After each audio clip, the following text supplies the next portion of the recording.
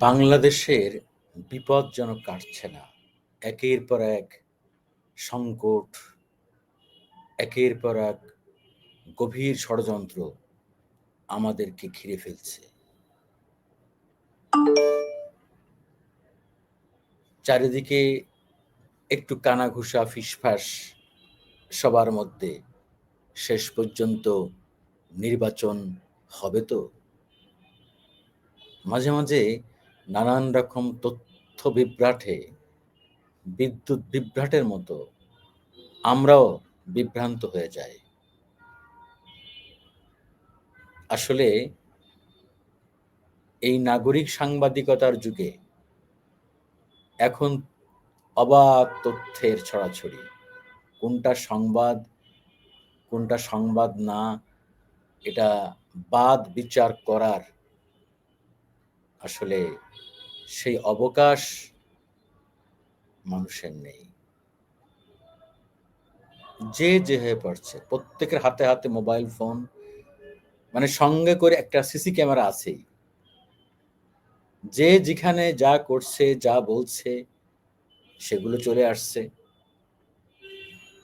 মুহূর্তের মধ্যে ফেসবুকে, ইউটিউবে। তাই সামান্য একটু ফিসফাস হলেই আর গোপন কথার গোপন থাকে না।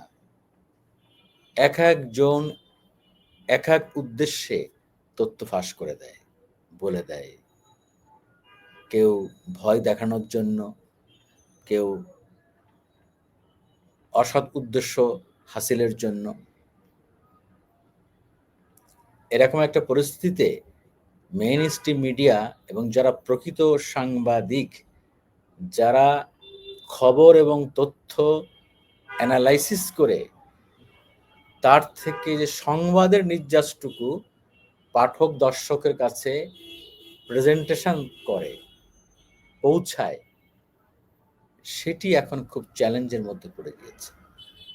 যাই হোক, যে কথা বলছিলাম, ভোট কি হবে? শেষ পর্যন্ত কি ডক্টর মোহাম্মদ ইউনূসের সরকার নির্বাচন দিতে পারবে তো? নানান উদ্বেগ উৎকণ্ঠা। আর এই উদ্বেগ উৎকণ্ঠাগুলো তখনই মানুষের মধ্যে বেশি বিদ্ধ হয়ে যায়, মানুষ যখন চারিদিকে নানান রকমের গুজব শুনতে থাকে, নানান রকম গুজব, ভীতিকর সংবাদ শুনে প্যানিক হয়ে যায় এবং কেউ কেউ প্রভোগ করে, কেউ কেউ বুঝতে চায় এবং শুনতে চায় যে নির্বাচন না হোক। নির্বাচন না হওয়ার সংবাদটি শুনে একটু আশ্বস্ত হতে চায়। আবার অনেকে আছেন যে আরেক শ্রেণীর মানুষ তৈরি হয়েছে, তারা একটা ভয়ের সংস্কৃতি তৈরি করেছে। সামাজিক যোগাযোগ মাধ্যম ব্যবহার করে ইউটিউব, ফেসবুক, এক্স হ্যান্ডেল, নানান মাধ্যমে সারাক্ষণ তারা একটা প্রতিশোধের বয়ান তৈরি করছে। এই বুঝি আওয়ামী লীগ এসে গেল, এই ধাওয়া দিল, এই মেরে ফেললো, এই ৫০ হাত মাটির নিচ থেকে সব তুলে আনলো। তোমরা যাবা কোথায়? প্রস্তুতি নাও। কোথায় পালাবা? বাঁচতে তো পারবা না। তোমাদের তো পালানোরও পথ নাই। তোমরা সন্ত্রাসী যা করেছ, ইত্যাদি, ইত্যাদি, ইত্যাদি। এসব বয়ানও কিন্তু তৈরি হচ্ছে। বেশিরভাগ বয়ান তৈরি হচ্ছে দেশের বাইরে থেকে। তাদের মধ্যে আমাদের অনেক সাংবাদিকও আছেন যারা একসময় মেইন স্ট্রিম মিডিয়া বাংলাদেশে কাজ করেছেন এবং সাংবাদিকের বাইরেও অনেক দলীয় নেতা কর্মী, আওয়ামী লীগের শুভাকাঙ্ক্ষী নামধারী কিছু চামচা তারাও আছেন। দেখেন, আমি দেখলাম হিসাব করে, কেউ কিন্তু দেশটাকে হেল্প করছে না। কেউ কিন্তু আওয়ামী লীগকে হেল্প করছে না। এই সমস্ত প্রপাগান্ডা করে উত্তেজনা ছড়িয়ে তারা আওয়ামী লীগকে ক্ষতি করছে। তারা কিন্তু বলছে না যে গত ১৫ বছরে আওয়ামী লীগের এই ভুল ছিল, এই ভুল থেকে বেরিয়ে আসতে হবে। হ্যাঁ, ওটা বলতে হবে ২৪ গণ অভ্যুত্থানে কি হয়েছিল। মানুষ ১৫ বছর যেই শাসন শোষণ দেখেছে, সেইটার পরিপ্রেক্ষিতে এরকম একটি গণ অভ্যুত্থান প্রাপ্য ছিল কি ছিল না? এইটা আমরা শুনতে চাই বেশি করে। বলেন যারা গণ অভ্যুত্থানের নেতৃত্ব দিয়েছে তারা গত ১ বছরে কি করেছে? এটা নিয়ে আমিও অনেক ভিডিও বানিয়েছি। আমি নিজেও অনেক সমালোচনা করেছি, এখনো করি এবং আফসোস করি যে এই গণ অভ্যুত্থান করা হয়েছিল যে স্বপ্ন দেখায়া, সেই গণ অভ্যুত্থানকে বিক্রি করে দেয়া হয়েছে। জুলাই বিক্রি হয়ে গিয়েছে। জুলাই জুলাইকে অসম্মান জানানো হয়েছে। যেই যেই মানুষগুলো জীবন দিয়ে গেছে দেশের জন্য, একটি মুক্তির বার্তা দিয়ে সেই মানুষগুলোর প্রতি আমরা সবাই মিলে অপমান করছি। দেখেন, আমার যারা ভিডিও শুনছেন, এখন বা পরে শুনবেন, আমাকে সমালোচনা করেন না। নিজের বিবেককে প্রশ্ন করেন।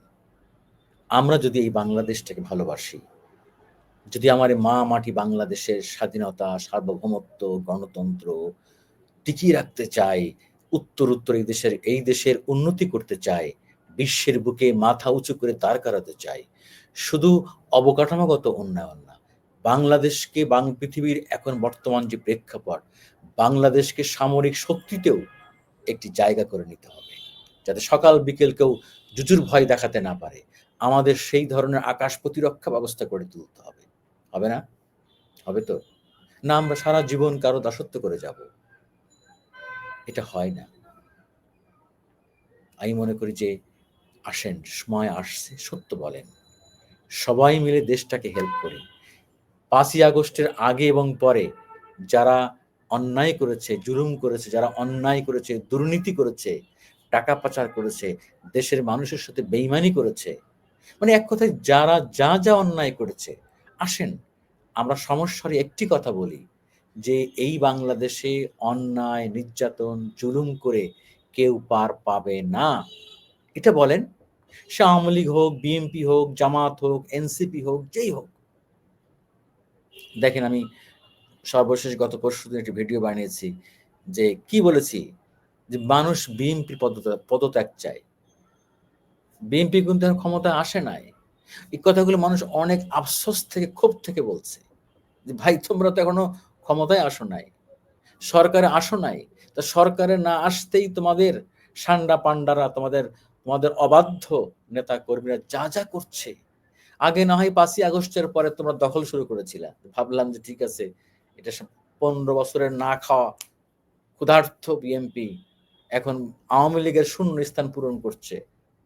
সেই দখলও আমরা একরকম সহনীয় মাত্রায় সহে নিয়েছিলাম, লজ্জায়, ক্ষোভে মেনে নিয়েছিলাম, যা মানতে অনেক কষ্ট হয়েছিল। চাঁদাবাজি, মাস্তানি মানুষ মানতে চায় নাই, কিন্তু যে আওয়ামী লীগের মতো বিএনপির এই চেহারা মানুষ দেখতে চায় নাই। এখন দেখেন বিএনপি বিরুদ্ধে আরো সেন্সিটিভ অভিযোগ, মানুষ চাঁদার দাবিতে স্বামীকে পেটানো হচ্ছে, স্ত্রীকে গণধর্ষণ করা হচ্ছে, থানা থানায় যে হামলা করতেছে, আসামি ছিনিয়ে আনতেছে। এ কোন বাংলাদেশে আমরা আছি? এ কি মববাজি? এই মববাজির বাংলাদেশ, এই বাংলাদেশ কিন্তু আমরা দেখতে চাইনি। এখানে মববাজি চলবে না। এই বিএনপিকে আমরা দেখতে চাইনি। আফসোস, আজকে আওয়ামী লীগের প্রতি মানুষের যে ক্ষোভ, যে অভিযোগ, সেই জায়গাটা ম্লান করে দিচ্ছে বিএনপি। একসময় এটা কিন্তু আওয়ামী লীগ করেছিল। তাহলে দিন শেষে আমরা কি পাবো? কি পাবো? এদেশের কি হবে? দেশটাকে ঠিকঠাক চলবে? এখন দেখেন দেশ স্থিতিশীল না। এনসিপি বলতেছে এই অবস্থায় কিসের নির্বাচন? সংস্কার হয় নাই, কিছু হয় নাই, আমরা নির্বাচন চাই না। জামাত বলতেছে আবার এই পরিবেশে নির্বাচন, আগে পরিবেশ ঠিক করেন। আবার আবার দেখেন বিএনপির এগেনস্টে একটা শক্তি দাঁড় করাচ্ছে, ইসলামী ফোবিয়া, যারা ইসলামী পন্থী দলগুলা, তারা একটা শক্তি বিএনপিকে বিএনপির প্রতিপক্ষ হিসাবে বিএনপিকে ঠেকাতে, আমি জাস্ট শব্দটা কি বলবো, বিএনপির বিপরীতে একটা শক্তি মত্তা পরিচয় দিতে তারা আবার এক হচ্ছে। এক গ্রুপ আর এক গ্রুপের বিরুদ্ধে, এক দল আর এক দলের বিরুদ্ধে কি কঠোর ভাষায় কি জঘন্য আক্রমণ করছে। দেখেন গত বছর 24-এ গত বছর গণ অভ্যুত্থানের এই সময় এই জুলাইয়ে যারা রাজপথে এক ছিল তারা এখন প্রতিপক্ষ। এক দল আরেক দলের বিরুদ্ধে কথা বলছে। জুলাইয়ে সৃষ্টি হয়েছিল ঐক্য, এখন অনৈক্য। তাহলে কি হবে? এখন কি এনসিপি কে নির্বাচনে জেতার গ্যারান্টি কে দিবে ভাই? আপনাদের জাতীয় নাগরিক পার্টির প্রার্থীদের আপনারা জিতবেন, আপনারা অনেক আসন পাবেন, এই গ্যারান্টি আপনাদের কে দিবে? বাংলাদেশে তো এখন এই প্রেক্ষাপট তৈরি হয় নাই। বাংলাদেশে এখনো ওই রাজনৈতিক সংস্কৃতি তৈরি হয় নাই, সরি, যে আপনারা তরুণ বিপ্লবী ভালো মানুষ দাঁড়াইলে মানুষ ভোট দিবে। এটাকে তৈরি করতে হবে, সময় লাগবে। এর মধ্যে আপনাদের বিরুদ্ধে বিস্তর অভিযোগ, এই জায়গাগুলো কিন্তু আপনারা এখনো ক্লিয়ার করেন নাই। 24-এর গণ অভ্যুত্থানের পরে আপনাদের লাইফ স্টাইল চেঞ্জ হয়ে গেল কিভাবে? আপনাদের এত দামি গাড়ি চলাফেরা খরচ কোথার থেকে আসতেছে, কারা দিচ্ছে? জাতির সামনে এটা ক্লিয়ার করেন নাই তো আপনারা। আপনারা এখন যে দলীয় কর্মকাণ্ড পরিচালনা করছেন, ঢাকার বাইরে বিভিন্ন ট্যুর করতেছেন, এই যে গাড়ির বহর, এই যে সভা সমাবেশ মিটিং, কোথার থেকে পাচ্ছেন টাকা? আরে ভাই বলেন না, মানুষ জানতে চায়। আমি বলছি না যে আপনারা অন্যায় দুর্নীতি করেছেন বা চাঁদাবাজি করতেছেন, আমি ধরে নিচ্ছি যে আপনারা হালাল পথে সব টাকা জোগাড় করেছেন। বলেন, মানুষ জানতে চায়। কারণ মানুষ তো সন্দেহ করে। এই সন্দেহের কারণে এবং আপনাদের এই লাইফ স্টাইলের কারণে মানুষ কিন্তু আপনাদের ভুল বুঝতে শুরু করেছে। আপনারা মানুষের যে ভালোবাসা পেয়েছিলেন, সেই ভালোবাসা থেকে আপনারা আস্তে আস্তে দূরে সরে যাচ্ছেন। এবং এর মধ্যে কম বেশি আপনাদের নিয়ে অনেক বিতর্ক কিন্তু হয়েছে। আমি একটা একটা করে বললাম না, আপনারা জানেন অনেকগুলো বিতর্ক। সেখানে সেখানে অনেক প্রশ্ন রয়ে গেছে, যে প্রশ্নের উত্তর আমরা পাইনি। এই প্রশ্ন ক্লিয়ার না করলে আপনারা ভোটের গ্যারান্টি কিভাবে পাবেন? আর একবারে তো হবে না। তাহলে তখন বিপ্লবী সরকার কেন করলেন না? করেননি তো। সংবিধান মেনে সবকিছু তো করলেন। প্রেসিডেন্ট চুপ্পু সাহেবও তো বসে আছে বঙ্গভবনে, কিছুই তো হয় নাই। তো হয় নাই যখন, সংবিধান মেনেই তো করছেন, সংবিধানের মধ্যেই তো আছেন। তো এখন আবার আপনারা এত এত আপনারা এই ধরনের তির্যক মন্তব্য কেন করছেন? তো আপনারা ভোট না করলে কি ভোট থেমে থাকবে? থেমে থাকা উচিত হবে? জামাতে ইসলামীকে কে গ্যারান্টি দেবে? আপনাদের অনেক সমর্থন আছে, টোটাল ভোট আপনাদের মোটামুটি অনেক ভালো। আপনারা তো এই ভোটের মাঠে সংসদীয় আসনে বিএনপির সাথে কন্টেস্ট করে তো পারবেন না। পারবেন? আপনাদের কে গ্যারান্টি দেবে যে আপনারা 50টা সিট পাবেন? হবে না তো। আপনারা যদি বিএনপির সাথে আপনারা জোট করেন তাহলে মোটামুটি কিছু কিছু সিটের গ্যারান্টি আমাদের আছে। না হলে আমার ধারণা আপনারা সিট পাইতে পারেন 5 থেকে 6টা। এই সত্য কথা। জানি আপনাদের কেউ শুনলে আপনারা গুস্সা হবেন, রাগ করবেন। এটাই বাস্তবতা। তাহলে এনসিপি জামাতের আশানুরূপ ভোটের গ্যারান্টি, মানে সিটের গ্যারান্টি কে দিবে? নাই তো। বিএনপি এখন ফাঁকা মাঠে গোল দিবে, আওয়ামী লীগ নাই। আওয়ামী লীগ ইলেকশন করবে, আমি বলেছিলাম একটি আমার ভিডিওতে, যে তফসিল ঘোষণা যদি হয়ে যায়, তফসিল ঘোষণার পরে মাঠের চিত্র পাল্টে যাবে। সেইখানে আওয়ামী লীগ রিজার্ভ ভোট আছে, আওয়ামী লীগ রিজার্ভ ভোট অন্য কোথাও যাবে না, যাবে না। ওরা তো অন্ধ আওয়ামী লীগ। যারা আওয়ামী লীগের ফ্লোটিং ভোটার হতে চেঞ্জ হতে পারে, কিন্তু অনেক জায়গায় রিজার্ভ ভোটে কিন্তু আওয়ামী লীগ এগিয়ে আছে অনেক আসনে। সেখানে টোটাল ভোট তাদের যোগ করলে কিছু কিছু আসন কিন্তু তাদের পক্ষে। কিছু জেলা তো আছেই ফিক্সড করা, গোপালগঞ্জ, ফরিদপুর, মাদারীপুর, শরীয়তপুর, এরকম 4টা জেলা তো আছেই। এর বাইরে বাংলাদেশে কিছু সিট আছে, যেই সিটগুলোতে জামাত, বিএনপি, আওয়ামী লীগ যদি ইলেকশন করে 3 দল, সেক্ষেত্রে সামান্য ভোটের ব্যবধানে আওয়ামী লীগের প্রার্থী পাশ করে যাওয়ার সম্ভাবনা আছে। যেহেতু ভোট অবাধ, সুষ্ঠু হবে, নিরপেক্ষ হবে, সেক্ষেত্রে এই প্রেক্ষাপটে তো মানুষের এখন অন্যরকম সিনারিও চেঞ্জ হয়ে যাচ্ছে। যদি ওই বিপ্লবের ওই ওই ওই ইমেজ থাকতো, ওই উত্তাপ থাকতো, আর সেই সেই উত্তাপ ধরে রেখে একটা ভোট হতো, তাহলে আওয়ামী লীগের অনেক লোকজন যাইতে পারতো না ভোট কেন্দ্রে, ভোট দিত না। সেটার রেজাল্ট এক ধরনের হতো। এখন তো পরিস্থিতি স্বাভাবিক হয়ে যাচ্ছে। এখন স্বাভাবিক হচ্ছে এবং ভোটের মাঠে আওয়ামী লীগ থাকবেই। নির্বাচনে প্রার্থী দাঁড়ালে তখন কিছু বলতে পারবেন না, হয়নি তো। তাই আমি বলছি আসলে নির্বাচন হবে তো, এই সবকিছু মিলায়া আজকে আমি শিরোনাম দিয়েছি, শেষমেশ সত্যি নির্বাচন হবে তো। অনেক প্রশ্ন আছে, অনেক সংশয় আছে, অনেক সন্দেহ আছে, অনেকগুলো প্রশ্ন গোপনে প্রকাশ্যে রয়ে গেছে। যুক্তরাষ্ট্র তার ব্যাপক স্বার্থ আছে, এটাই বলে ভিডিওটা শেষ করব। সাবেক প্রধানমন্ত্রী শেখ হাসিনার কিন্তু একটি কথা আমি সমর্থন করি ব্যক্তিগতভাবে।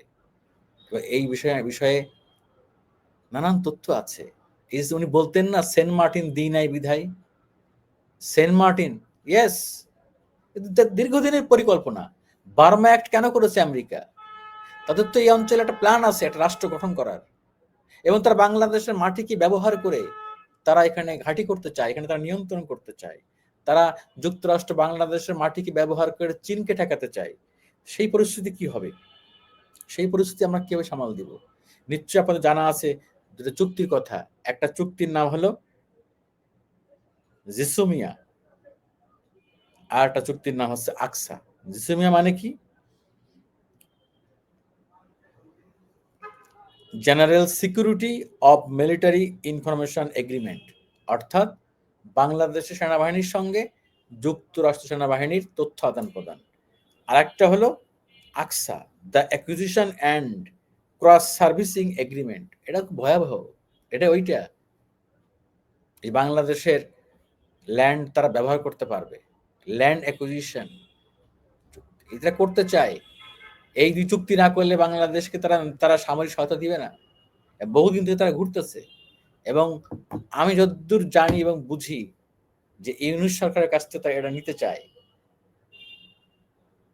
আওয়ামী লীগ সরকার জেসুমিয়া চুক্তি করার জন্য অনেকগুলো মিটিং করেছে, তারা শেষ প্রান্ত ছিল যে জেসুমিয়া আমরা স্বাক্ষর করব, কিন্তু আকসার চুক্তির ব্যাপারে আওয়ামী লীগ কিন্তু রাজি হয় নাই।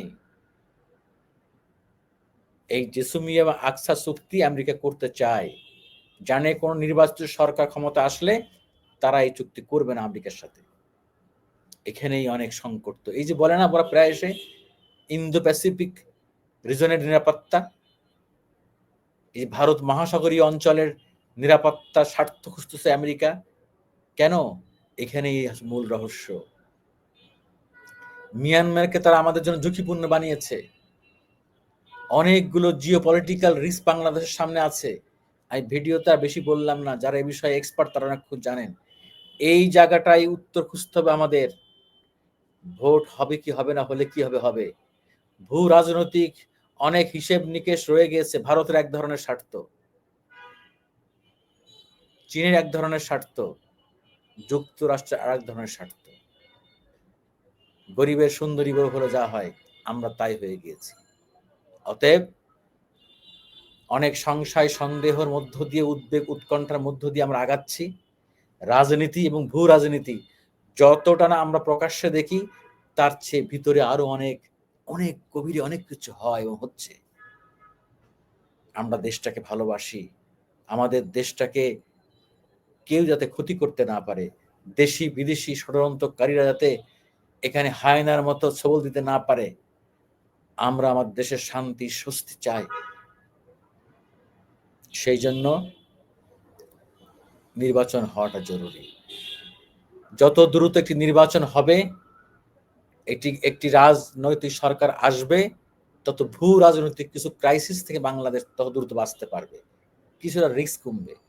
এরপরে আমরা যা চেয়েছিলাম তার তো কিছুই হয় নাই, এসব হবে না। আসল সংস্কার তো কিছুই হয় নাই, সেটা নিয়ে আর একটা ভিডিও করব, যে আসল সংস্কার কি হওয়া দরকার ছিল, সেটি কেন হয় নাই। যাই হোক, আমি মনে করি সবাইকে সজাগ সচেতন থাকতে হবে। দেশের স্বার্থের প্রশ্নে সবাইকে এগিয়ে আসতে হবে।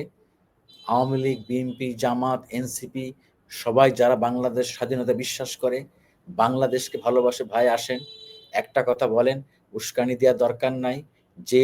যারা অন্যায় করেছেন, যাদের হাতে রক্তের দাগ লেগেছে, যারা সন্ত্রাসী, তাদের বিচার এই বাংলাদেশে হোক, এটা আমরাও চাই, সবাই চাই। কিন্তু ভাই দেশের বিরুদ্ধে কর্মসূচি করার দরকার নাই। দেশটাকে ভালোবাসি। আমরা রাজনীতি ঠিকঠাক করতে পারলে, রাজনীতি ঠিক হয়ে গেলে আমাদের সব ঠিক হয়ে যাবে ইনশাআল্লাহ। আল্লাহ হাফেজ।